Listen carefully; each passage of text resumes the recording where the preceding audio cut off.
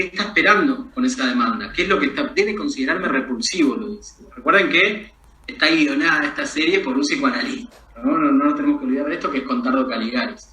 Ese debe, ya el verbo mismo, debe considerarme repulsivo, implica toda una demanda, ¿no? Hay una demanda ahí, una demanda directa al analista. Considerarme repulsivo, porque es la única manera en la que puedo pensar las cosas. Digo, seguimos en el campo de la moral, digo, de un lado estaría la total repulsión en la que él se ubica cuando el vecino lo increpa, y probablemente también cuando mira esa pornografía infantil, con dibujos animados, pero no importa, pornografía infantil al fin. Y por otro lado, la posición de la víctima, ¿no? Aunque no lo diga, aunque no lo piense incluso conscientemente, espera también una redención, ¿no? Está como un poco ambivalente la posición. ¿Qué responde Carlos? ¿Se acuerdan?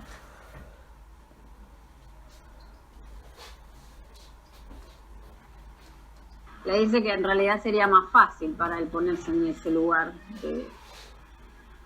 Tal cual. de repulsivo, que le alivianaría o pesar, bueno, no sé con qué palabras se lo dice.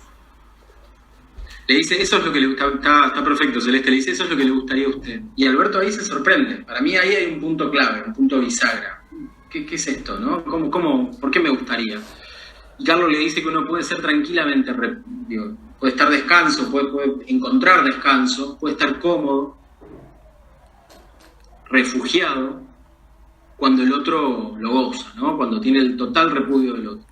Bueno, Alejandro Ariel, creo que Martín traía esa cita hace un par de semanas en el campus, dice que, bueno, la moral de alguna manera es dormir en los signos del otro. Se perfila entonces ese universo inicial. Del lado A, como dijimos antes, tenemos, bueno, a mi entender, o por lo menos como lo estamos planteando, la fantasía totalmente inocente, y del otro lado el abuso absoluto, la transgresión del lado del criminal. Pero Carlos le ofrece otra cosa. Les propongo que pensemos un poquito qué tenemos, ¿no?, en el campo normativo y en la dimensión clínica. Hay un texto soporte que seguramente lo habrán visto en el campus en la semana 4, después del video figura el texto soporte, que también es de Gabriela Salomone. El texto soporte de Gabriela Salomone, que tiene algunas conceptualizaciones, se llama Pornografía Infantil, algunas consideraciones sobre derechos y concepciones en la infancia, en la concepción de la infancia. Plantea ahí algunas cositas. Una de ellas, la primera que sitúo acá. Del lado del campo normativo, por lo menos tenemos, si fuera en Argentina esto, el artículo 19 de la Constitución Nacional que dice, leo, hay un par de cosas en este artículo que hay que leerlas porque, como toda la Constitución, demuestra el ímpetu, la carga moral que tiene. Las acciones privadas de los hombres, obviamente, que de ningún modo ofendan al orden y a la moral pública ni perjudiquen a un tercero, están solo reservadas a Dios y exentas de la autoridad de los magistrados. Ningún habitante de la nación será obligado a hacer lo que no manda la ley, ni privado de lo que ella no prohíbe. De lo que estamos hablando acá puntualmente, Gabriela lo dice con mucha claridad en el texto soporte, es de que no se puede condenar a Alberto por su fantasía. ¿Estamos de acuerdo hasta acá? Por otro lado tenemos la ley 27.436 del año 2018, que penaliza la tenencia de pornografía infantil incluso cuando no se trate de personas de carne y hueso. Esto en Brasil es así, Carlos le dice, acá es delito, ¿no? Estamos de acuerdo. Entonces, desde el punto de vista de lo que dice la Constitución Nacional, la fantasía no es judicializable, pero la tenencia de pornografía sí. Es decir, desde el punto de vista de la tenencia de pornografía infantil, si Carlos considerara que tener esa pornografía infantil, que tener ese pendrive, implica, por el criterio que él ponga en juego, algún orden de riesgo para terceros, podría levantar el secreto profesional. Insisto, solo lo estamos viendo desde el campo normativo. Y hay algo más. En otro de los textos que yo les pedí que leyeran, que se llama La responsabilidad profesional entre la legislación y los principios éticos, de Gabriela Salomone y Carlos Gutiérrez, los autores detallan esta ley de protección contra la violencia familiar, que es del año 97, la ley 24.417. Ustedes no tienen que recordar ni estudiar de memoria, digo, yo menciono los números porque me parece que son leyes que con el ejercicio de la práctica se les van a ir grabando casi de forma automática, y no está de más mencionarlo. Esta ley prevé 72 horas de tiempo para llevar adelante una denuncia por parte de un profesional entre otras profesiones posibles, que estarían habilitadas a llevar adelante una denuncia, en el caso del profesional, si considera que hay un tercero en riesgo en lo que respecta específicamente al ámbito de la violencia familiar, cónyuge o hijos, hijas, hijas. Entonces, la pregunta, del lado de la ley social, del lado del campo normativo, es si Alberto debería o no denunciar. Digo, ¿qué se les armó a ustedes, al margen de los que ya leyeron, quienes ya leyeron la bibliografía, qué se les armó cuando terminaron el capítulo? ¿Ustedes hubiesen denunciado a este paciente inmediatamente y bien termina la sesión? No. No, yo no. No, pero No, porque yo creo que... Ah, perdón, habla. No, porque hay recursos. O sea, si el paciente estaría transmitiendo una certeza de lo que va a hacer, de lo que pretende hacer, sin ningún conflicto en su discurso, bueno, ahí sí. Pero en realidad no es así. Si una persona va a análisis precisamente para poner en jaque esto, es porque hay diques, al menos ahí, para rescatar eso que está pasando. Entonces, de hecho, no lo llevaría jamás lo llevaría a análisis, si realmente fuese un riesgo. Igual es todo también un salto totalmente al vacío, ¿no? Para mí esta cuestión de la ética, ¿no? No tenemos garantía, pero tenemos que ir a ver qué es lo que está escrito. A veces, viste, te hace pensar de alguna manera cuál es entonces tu función, cuál es la misión del analista, cuál es, o sea, el compromiso que nosotros tenemos con la verdad del sujeto no deja de ser una verdad del sujeto, pero sin embargo tenemos que operar con esa verdad que es un intangible, y ninguna otra profesión, digamos, juega con esto, ¿entendés? Un médico, si lo juzgan por mala praxis, bueno, listo, abrió un órgano, pasó esto y había que hacer lo otro. Acá es todo terreno de la potencialidad y estamos operando sobre, digamos, la psiquis humana, que es totalmente cambiante y contradictoria, para encima tratar de codificarla el día de mañana en un quehacer que nada nos dice de nada, o sea, es pura interpretación. O sea, me angustia el tema. Bueno, pero celebro que lo digas, Nora, porque en general me angustió a mí cuando cursé la materia, seguramente angustió a Natalia, angustió a Martín, no lo hablé con ellos particularmente, pero seguramente los angustió en su momento, y es lógico que los y las angustie a ustedes también, porque implica realmente, bueno, vos dijiste un salto al vacío, pasar de la concepción, un poco preconcepción, vamos a decir, del prejuicio, por ahí ni siquiera lo habían pensado demasiado, pero uno supone, aunque no lo piense mucho, que hay, bueno, ciertas reglamentaciones, cierto saber teórico, cierto saber referencial, epistemológico, deontológico, jurídico, que sostiene nuestra práctica y que nos dice cómo obrar para acá, para allá, digo, cuando hacemos las diferentes materias del ciclo general de la carrera, pero también del ciclo profesional, específicamente del ciclo profesional, vamos enfilándonos hacia algo que se supone que nos interesa o hacia varias formas posibles de inserción en lo profesional, y pensamos que esa teoría que estamos estudiando nos dice, bueno, cómo obrar. Y sin embargo hay algo, especialmente yo creo que el campo del psicoanálisis tiene que ver con esto, pero también en otras disciplinas del campo de la psicología, que como vos decís, trabaja con la psiquis humana y por ende es muchísimo menos objetivo. A eso me interesaba ir con la definición de antes, en la placa anterior, entre la realidad objetiva del campo del derecho, que también podríamos aplicarla, como vos dijiste, al discurso médico, al discurso científico-médico, y bueno, la realidad subjetiva, la realidad ficcional, la realidad fantasmática del campo de la mente. El campo de la mente lo digo de forma muy amplia, como se pueden dar cuenta. En todo caso, se trata de los fundamentos que podamos dar para nuestra decisión. Esto no se trata de un tum-tum, donde en todo caso damos vuelta a la ruleta y vemos qué sale y vamos para ese lado, porque me parece que el ejercicio con los tres escenarios de PSI nos permite ver cómo Carlos toma una posición ante lo que se le presenta. En el caso de Paula también, que mencionábamos antes, él se pone también de una forma muy neutral en la primera demanda de los tres hermanos, no responde inicialmente hasta que puede hablar solamente con ella. Hay algo ahí de una posición que después podría ser fundamentada. Vos hablaste de mala praxis. Si tenemos el tiempo, en general no lo hacemos en el práctico 4, no llegamos a hacerlo en el práctico 4, pero sí en el práctico número 5, vamos a trabajar la diferencia entre una mala praxis y una falla ahí. Y una diferencia... Sí, Layo. Perdón, te interrumpí. No, Flor. Quería hacer una consulta. supongamos que no vi el caso, pido disculpas. Supongamos que el analista toma esta decisión de que no da cuenta de como que no hay ningún riesgo para terceros hasta el momento, por lo menos en esa primera consulta. Supongamos que el paciente se va de ahí y comete un delito, ¿no? De esta índole. Ahí ya ¿se juega o no se juega nuestra...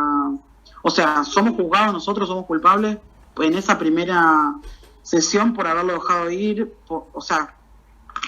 Se entiende la pregunta. Decir si somos culpables o no, ya eso remitiría al campo de la justicia, ¿no? Habría que ver qué podría determinar eventualmente la justicia. Pero sí tomo tu pregunta para decir, en realidad la tomo de forma general, pero digo, sí tomo lo más relevante de tu pregunta, que es si somos juzgados. Y definitivamente podríamos ser juzgados.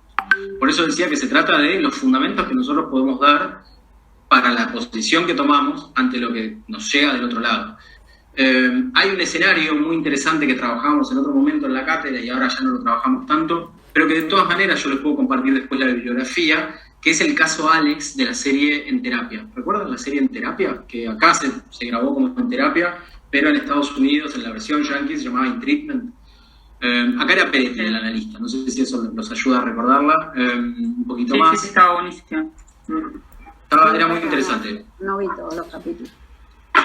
No, puntualmente había un capítulo que en la serie estadounidense era Alex, el paciente. En la serie argentina se trataba también de un militar, pero con coordenadas un poco distintas, y por eso en la cátedra solíamos trabajar la versión estadounidense. Se llamaba Alex, este paciente, y como dijiste vos misma, Florencia, iba a una sola entrevista, una primera entrevista con este analista. El analista, a diferencia del analista de la serie Psi, lejos de mostrarse perfecto en todas sus intervenciones, como Superman, como siempre lo digo, estaba bastante fallado. Esa era un poco la gracia de la serie En Terapia, identificar un poquito los puntos de falla en la lectura del analista. Y lo que sucedía en esta primera entrevista es que el tipo le confesaba que era parte de la milicia de una de las fuerzas, la Fuerza Aérea Estadounidense, y que después de haber puesto una bomba, de haber tirado una bomba desde un avión de guerra que él manejaba por orden de sus superiores, ya empezamos a pensar la cuestión de la obediencia a la autoridad, que vamos a trabajar la semana que viene, había tirado una bomba en una madrasa. Una madrasa es una suerte de mixtura entre una escuela musulmana y iglesia musulmana, donde había básicamente civiles, mujeres y niños principalmente indefensos, que no tenían que ser, en realidad nadie tiene que ser bombardeado, me parece que está bastante claro, pero él mismo decía, la bomba no tenía que caer ahí, y bueno, sin embargo yo nada más hice lo que me pidieron. Lo interesante no por eso lindo, pero lo fuerte del capítulo, para situar lo que vos estás preguntando, Florencia, es que el tipo reconocía que ahora iba a ir de nuevo encubierto en una misión de la Cruz Roja, se iba a hacer pasar por médico en una misión de la Cruz Roja para ver los efectos de lo que él había producido con esa bomba.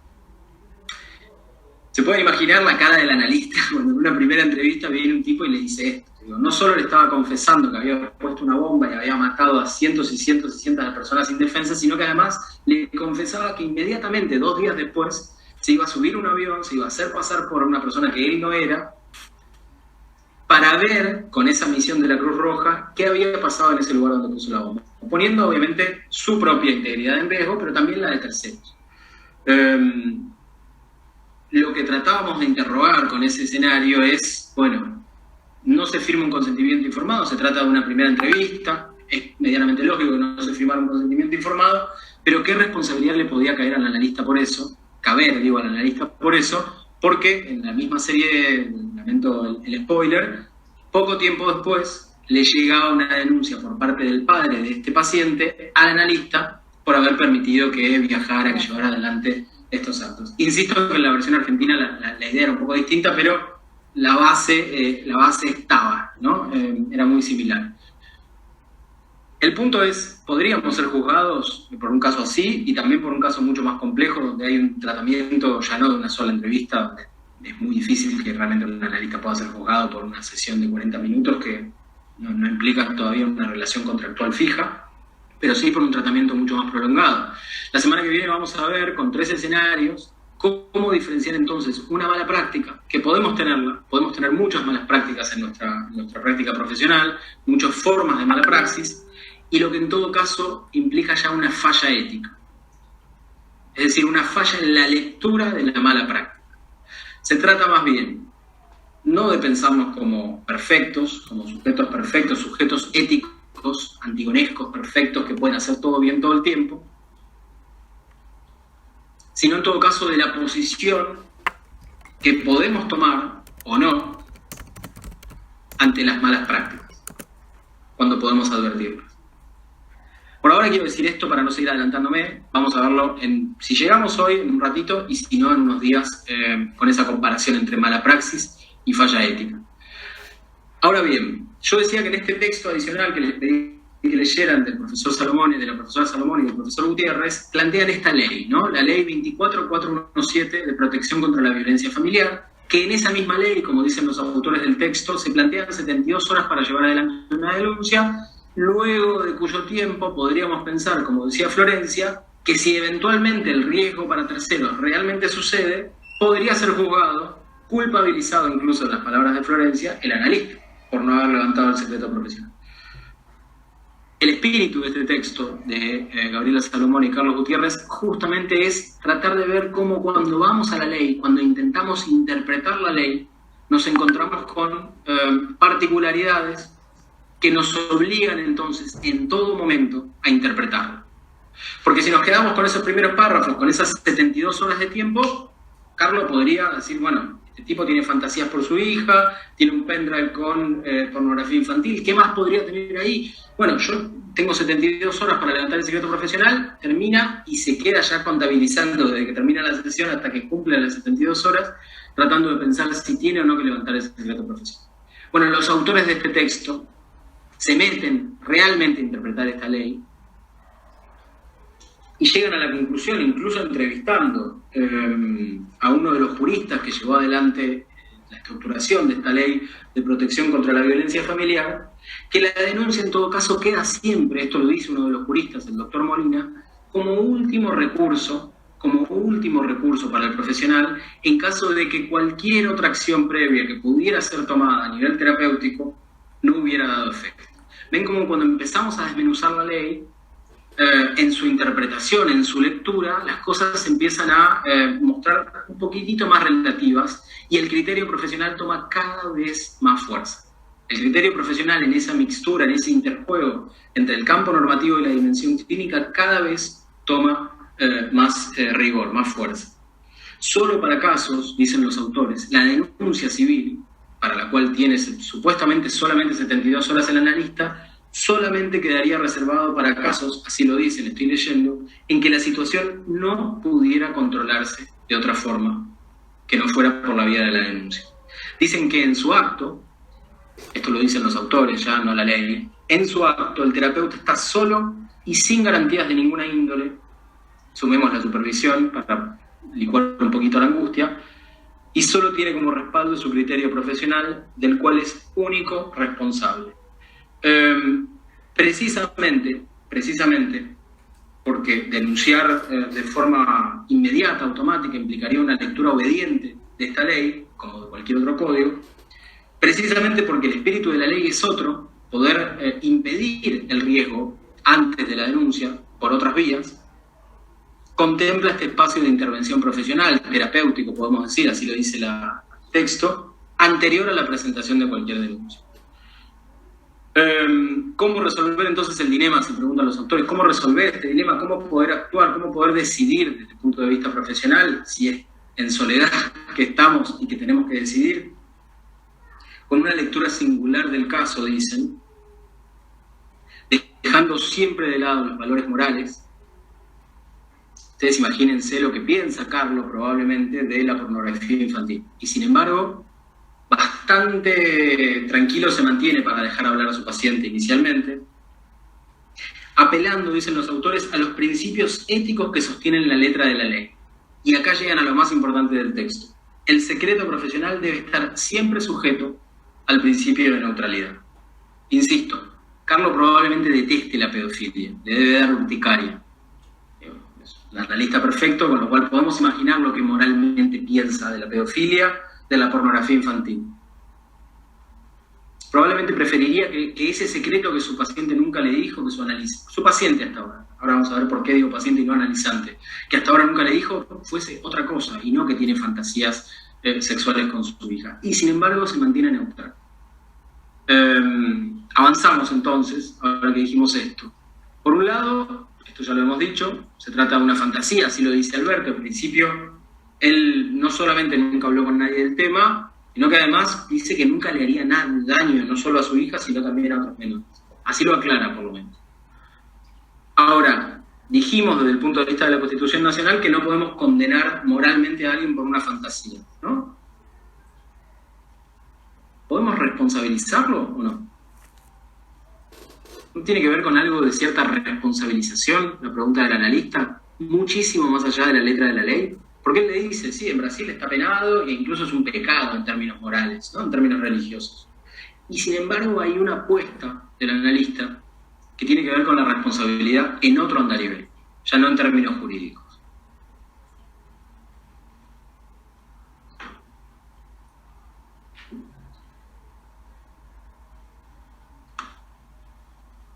Como si dijera, yo no voy a participar de este teatro, yo no voy a acceder a la demanda de repulsión a la que usted me está convocando. Carlos lo deja hablar. A esto me refería yo cuando digo que se mantiene neutral. Y la diferencia o la distancia entre un paciente y un analizante radica precisamente en lo que sucede a partir de ese momento.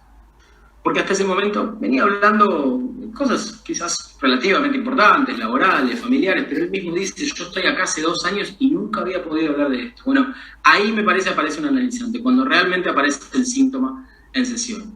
Eso es precisamente como efecto de la posición neutral de Carlos. A esto me refería yo con la apuesta, ¿no? Para poder salir de todo ese embrollo moral de si soy una víctima total de una fantasía que me come la cabeza o soy el peor delincuente, la apuesta de Carlos va por otro lado. Que se haga responsable de su fantasía. Me parece que es importante situar esta distancia porque entre esa polaridad del A y el no A, donde la víctima total implicaría una disculpa y el criminal absoluto, el lugar en el que lo pone el vecino, sería justamente la culpa absoluta, hay un pasaje a la responsabilidad por las propias fantasías. Porque hasta ese momento, si algo no había, era responsabilidad por las propias fantasías. Digo que no había nada de responsabilidad por la propia fantasía, por el propio síntoma, no solo porque no lo había podido poner en análisis, sino principalmente porque estaba todo el tiempo situando o esperando en todo caso, un dictamen en términos de su responsabilidad moral por parte del analista. Usted debe considerarme repulsivo. Se puede ver cómo la posición que aparece en términos o en línea con la responsabilidad por la fantasía escapa al binomio moral inicial. ¿Esto se puede ver o les parece un mero capricho conceptual? Les escucho.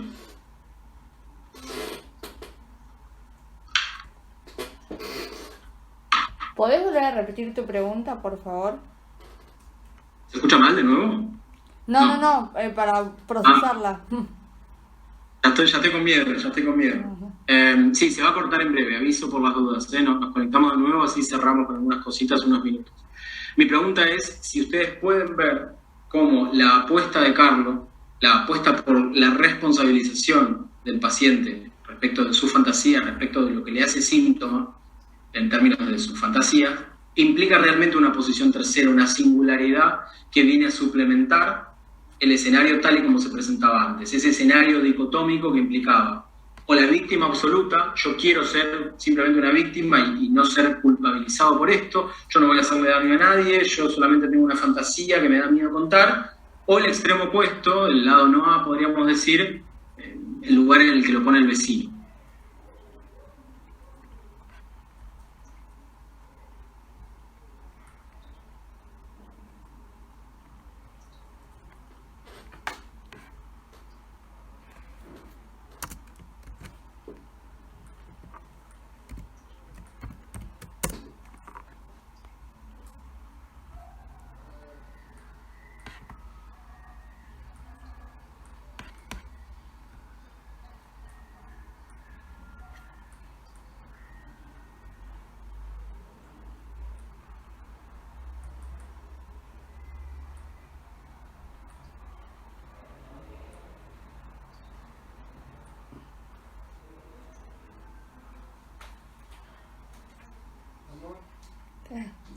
Ujú, sí, sí.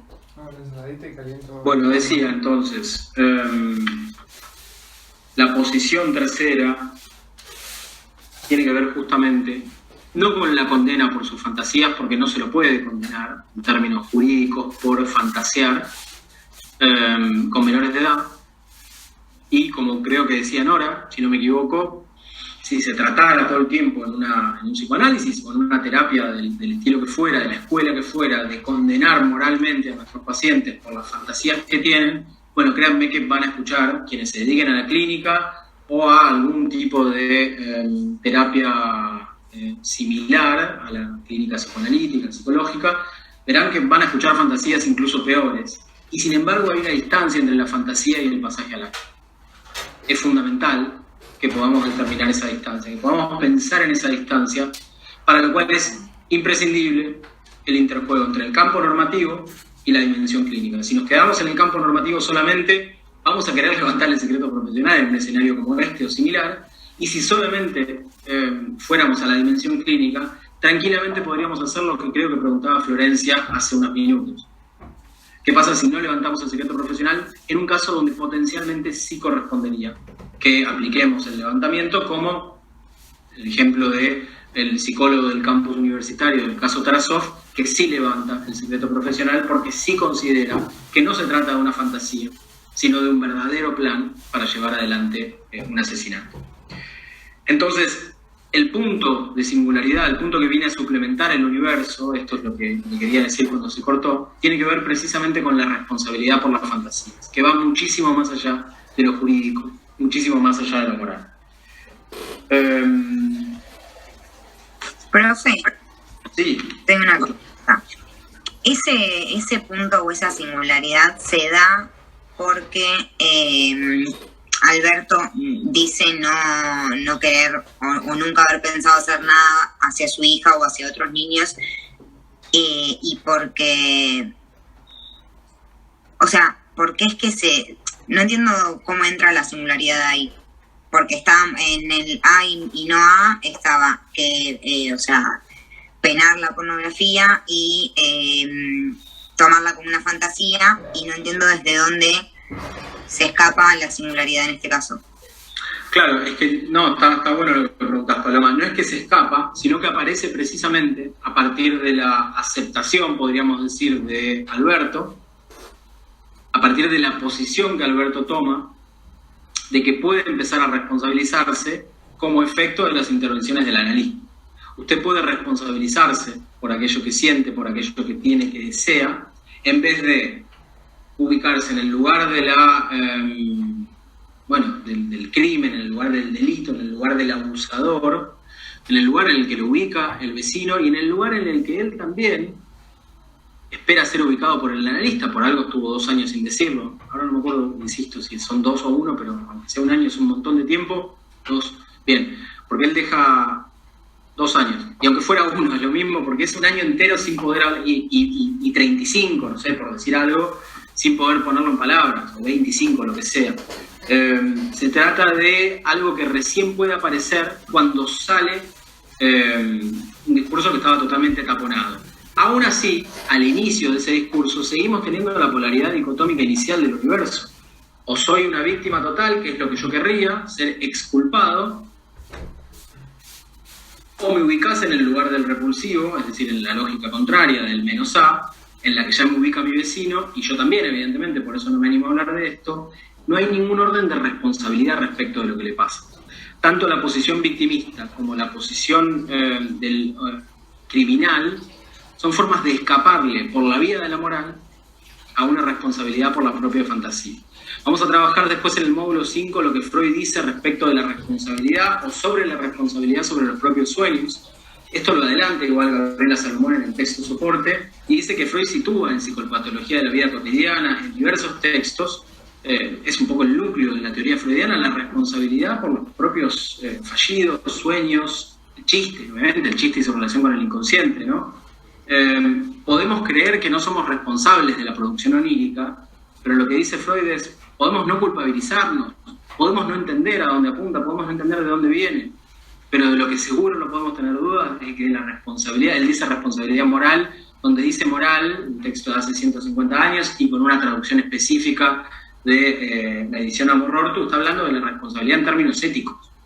Es decir, podemos no ser enjuiciados en términos jurídicos, en términos morales, por lo que soñamos, reemplacemos soñar por fantasear, es lo mismo, pero sí debemos hacernos responsables por esa producción, tanto en el sueño, tanto en el chiste, principalmente en el fallido, en eso que escapa al discurso del yo, al discurso consciente, y también en la fantasía.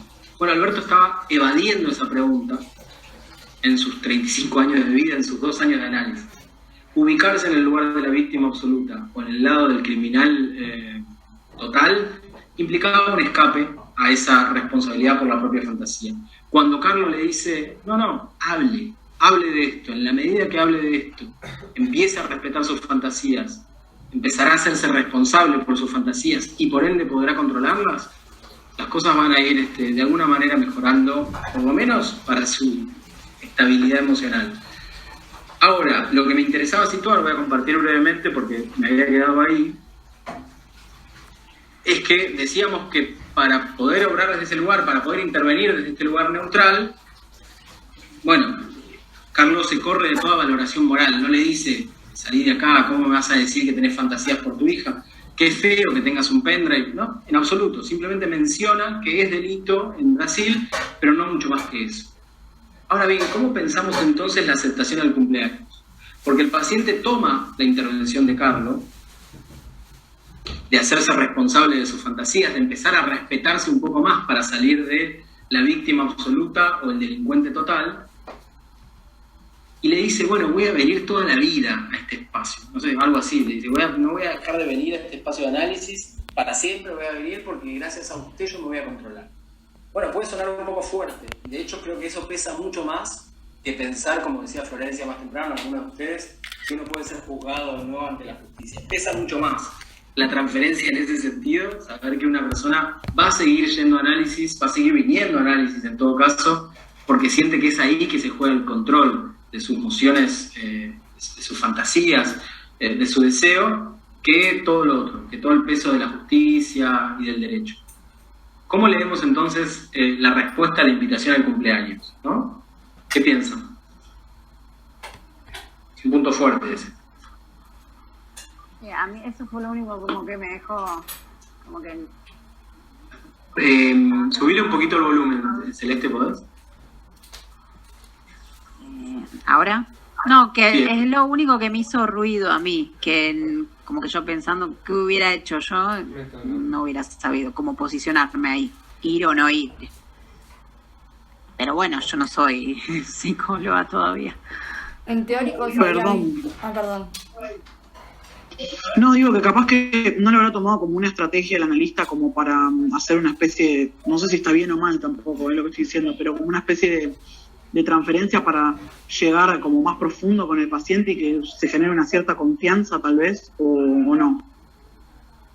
Yo creo que no deja de haber un antes y un después de decirlo en análisis, porque cobra existencia a partir de que en el análisis el paciente dice esto. Entonces, como precisamente la cuestión está entre pasar de la fantasía al acto, ir al cumpleaños, más allá de que no vi el caso, estoy opinando de lo que ustedes estuvieron diciendo, implica eso de cómo se va a posicionar en ese cumpleaños. Y creo que eso tiene que ver con la neutralidad del analista. Sí.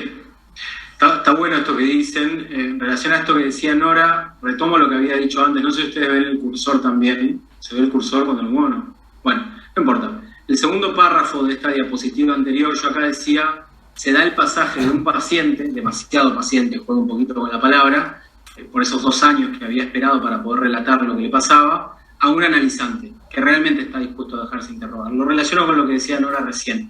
Apareció finalmente en análisis, se instaló realmente un dispositivo analítico en ese momento. Lo cual no significa que hasta ese momento no haya tenido efectos ese espacio de análisis, no haya tenido efectos sugestivos, terapéuticos. Venimos a decir que hasta ahí. La verdadera demanda se pudo poner en juego en términos transferenciales en este momento, cuando realmente algo del síntoma que lo lleva a análisis se pone en juego. Ahora, ¿qué pasa con esa posición de neutralidad que permite que se instale, ¿no?, el síntoma en análisis, que realmente se ponga en juego el síntoma en análisis. Yo me adelantaba un poquito a esto que les iba a presentar hoy en el campus, en la respuesta a Nora, cuando comentó lo del caso Candela, con la vacilación, el concepto de vacilación calculada de la neutralidad que Lacan presenta en su versión del sujeto. Y es importante que podamos entender que cuando hablamos de neutralidad hablamos siempre de una apuesta de neutralidad. Primero porque no somos máquinas, porque los valores morales, por más que queramos dejarlos de lado, podemos ponerlos en el cajón, podemos ponerlos entre papeles, podemos ponerlos adentro de un libro, tratar de despojarnos por completo, pero la realidad es que esos valores morales nos constituyen. Y cuando intervenimos, todo bien con la atención flotante, todo bien con la escucha analítica, pero hay algo de esos valores morales que, quieran o no, se va a filtrar. No se trata entonces la vacilación calculada de la neutralidad de aceptar simplemente que esos valores morales aparezcan, como si no tuviéramos dominio de lo que decimos.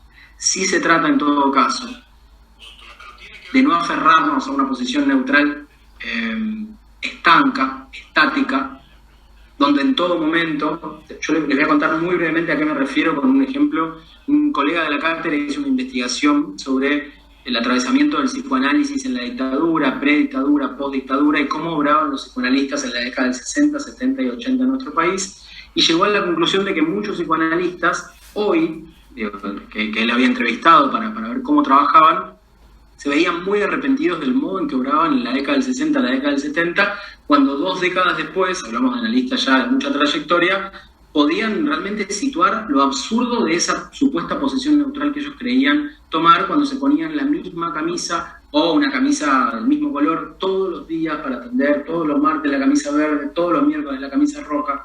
No se podía cambiar un cuadro en el consultorio, no se podía cambiar nada del consultorio, el encuadre tenía que ser siempre el mismo. Ahí hay una apuesta un poco absurda de neutralidad total. Cuando entonces digo apostar a una neutralidad, o en todo caso una apuesta de neutralidad, lo que me estoy refiriendo es a, sí, poder dejar los valores éticos, los valores morales de lado, para que algo de la ética pueda irrumpir, para que algo del discurso del analizante pueda irrumpir en sesión y no se vea coartado por esas referencias morales, pero sabiendo vacilar calculadamente, como dice Lacan, cuando creamos que por una cuestión estratégica, política, táctica, de acuerdo a esas 3 formas que Lacan describió la dirección de la cura, una determinada intervención que normalmente pensaríamos en términos morales, catalogaríamos como moral, puede funcionar en la dirección de la cura. La asistencia al cumpleaños, en el momento en que se instala el dispositivo transferencial de esa forma, en el momento en que este tipo puede finalmente decir algo después de 2 años, tiene que ver justamente con sostener algo de eso que acaba de instalarse por primera vez después de tanto tiempo. Podríamos decir en términos morales, y si lo escuchamos de pe a pa, de un conocido, de una conocida, y es raro que un psicoanalista acceda a una invitación de cumpleaños. Como mínimo raro, ¿no? Parece como mínimo de conflicto de intereses, porque además se pone a hablar con el vecino en el mismo cumpleaños. Y sin embargo, Contardo Caligaris, una vez más, pone el dedo en la llaga. Nos pone a intuir moralmente sobre lo que está bien y lo que está mal, y no nos damos cuenta en esa intuición moral que lo que estamos dejando de lado es que el paciente acaba de decir que gracias a que pudo hablar en sesión de esto, que gracias a que va a empezar a hablar de esto, que gracias a que acepta que no se puede extirpar su fantasía, si no puede, pero sí puede responsabilizarse por eso que fantasea, es el analista entonces, gracias a todo eso es el analista quien va a obrar de límite para que él no pase al acto. En ese contexto entonces, la aceptación al cumpleaños toma otro caliz totalmente distinto. No sé si están de acuerdo, no sé qué opinan. Sí, además... Después por otro lado... perdón, Lo que te escucho. En relación al texto de Badiou que vimos la clase pasada, que si no, frente a estas situaciones es el lugar del loco donde no hay trabajo por hacer, no hay ningún goce por no hay nada por hacer, sino es el lugar que se le da al loco del lugar del imposible, coagulado y ya está, no hay posibilidad de nada. Exacto, está buenísimo esto que decís, Dayo, retomando lo de Badiou de la semana pasada. Apostar siempre a un máximo de subjetivación, siempre posible, si lo dice Badiou, está bueno eso. Después podemos, hoy ya no nos da el tiempo, estamos pasados de tiempo, les pido disculpas, podemos tocar algún otro ejemplo de algún analista que alguna vez se puso a comer pizza con su paciente y se trata de una intervención que, bueno, en tanto él puede fundamentarla, funciona funciona y tiene sus efectos. Siempre se analiza en todo caso por sus efectos, pero hay fundamentos que sostienen esa intervención. Les puedo traer un ejemplo la semana que viene también de un analista que decide salir a caminar con su paciente autista y es recién en ese momento que algo se empieza a conmover. Es importante que podamos pensar siempre en la apuesta de neutralidad, la importancia de sostener esa apuesta de neutralidad, no de forma estanca. De lo contrario, vamos a analizar estos casos, estos escenarios siempre de forma bien moralista. Y hay algo ahí que se pierde en el trayecto. Bueno, no llegamos. Sí, Nora, te escucho. Sí, igual no deja de ser vacilación calculada. No entendí, perdón. Claro, que digo, no es azaroso lo que dice. No. Vacilación calculada. Totalmente. Totalmente. Me parece no, que... digo, para entender lo de la apuesta, ¿no? Es que definitivamente, por eso, claro, está bueno lo que sitúa Nora, hay algo de un cálculo, ¿no? Que tiene que ver con la apuesta. Vacilar la neutralidad de forma general podría implicar que en cualquier momento la neutralidad deje de existir en ese espacio analítico. Hay algo de lo calculado que dice Lacan es necesario para poder sostener el espacio. De lo contrario, bueno, pongamos una máquina que analice, que interprete, que tire un par de eslogans cada tanto y todo se subsumiría a eso. No llegamos a ver mala praxis. La idea de hoy era introducir brevemente los distintos tipos de mala praxis que Gabriela Salomone detalla en el texto Responsabilidad Profesional, las perspectivas deontológica, jurídica y clínica. Yo les voy a mandar este PowerPoint que hoy trabajamos de forma parcial con un par de diapositivas, de filminas adicionales para pensar la cuestión de la mala praxis. Y les voy a pedir que lean un texto que se llama Abuso sexual en la psicoterapia. Alguno más también les voy a pedir para la semana que viene, pero en principio ese, para que podamos hacer ese contrapunto entre lo que Gabriela Salomone ubica como mala praxis, mala práctica, que tiene mucho que ver con algunas de las cuestiones que trabajamos hoy, y lo que en todo caso implica una falla ética en términos profesionales. Algo ya adelantamos, hay una relación suplementaria entre mala praxis y falla ética. Una mala praxis puede también llevar a una falla ética, pero cuando hay falla ética siempre hubo mala praxis antes. Es decir, vamos a situar la falla ética como posibilidad, negativa por cierto, ante una mala praxis anterior. Pero bueno, lo vamos a ver con más detalle la semana que viene. Yo les mando luego la bibliografía por el campus.